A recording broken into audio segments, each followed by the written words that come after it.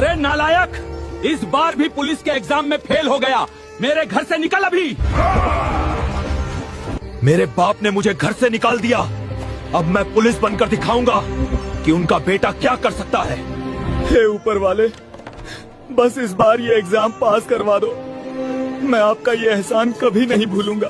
रुक गया तो हार जाऊंगा, भागता रहा तो आज पुलिस बन जाऊंगा। रुक मत हल्कू, दौड़। शाबाश हल्कू, तुम आज एक पुलिस अफसर बन गए हो। तुम इस वर्दी के असली हकदार हो हल्कू। अब मैं अपने पापा के सामने जाऊंगा, तब उन्हें पता चलेगा कि उनका बेटा क्या चीज है। अरे पापा देखो, अब आपका बेटा पुलिस अफसर बन गया। आपका सपना मैंने पूरा कर दिया। लो मिठाई खाओ।